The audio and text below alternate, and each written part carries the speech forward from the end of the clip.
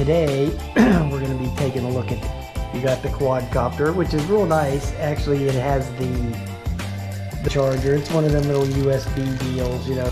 That's pretty good. They give you an extra battery in there. I'll put a link in there. So the two AAAs, but these this one uses the transmitter. You know, it doesn't have a camera.